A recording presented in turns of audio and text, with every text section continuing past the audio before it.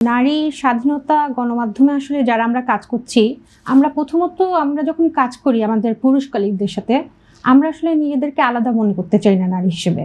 কারণ আমরা যখন কাজ করতে যাই, কোনো একটা ঘটনা ঘটে, কোনো একটা ইনসিডেন্ট ঘটে, সেখানে আমার একজন পুরুষ কলিগ যতটা মেধা, যতটা দক্ষতা, যতটা শারীরিক পরিশ্রম দিয়ে কাজ করছেন, একইভাবে আমি নারী হিসেবেও সেই পরিশ্রম মেধা দিয়ে কাজ করছি।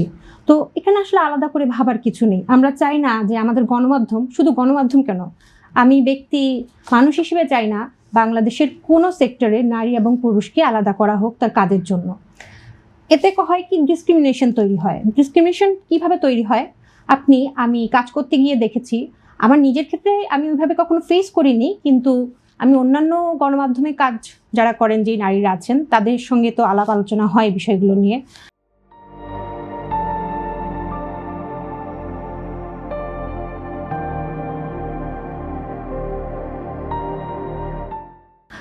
আমাদের দেশে যখন বড় কোনো ধরনের সংঘাত হয়, রাজনৈতিক প্রেক্ষাপটেই বলেন কিংবা কোনো বড় অগ্নিকাণ্ডের ঘটনায় যাই হোক না কেন, এই ধরনের ঘটনা অহরহই বাংলাদেশে ঘটছে।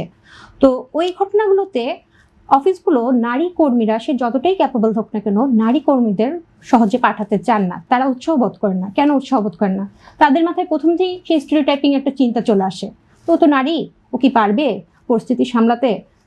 সেখানে 7, 8, 9 ঘন্টা 10 ঘন্টা টানা কাজ করতে পারে। এই শারীরিক শ্রমটা, এই এত মানুষের ভিড়ের চাপটা, হ্যাঁ, হয়েই যেতেই পারে। একটা ঘটনা অনেক সময় এমন পরিস্থিতি হয় যে টানা 7 দিন, 8 দিন, 10 দিন। মাইলস্টোনের ক্ষেত্রে দেখেছি আমরা, বিভিন্ন চুরিহাট্টা সহ অন্যান্য অগ্নিকাণ্ডে দেখেছি। কিন্তু কথা হচ্ছে, নারীরা কিন্তু যাচ্ছে, কাজও করছে তার পুরুষ সহকর্মীর সাথে মিলে। কিন্তু এখন কি আমরা সেই গদবাঁধার ধারণা, যেটা সে নারী, সে কি পারবে আসলে গিয়ে কাজ করতে, এটার থেকে কিন্তু আমরা এখনো বের হয়ে আসতে পারিনি।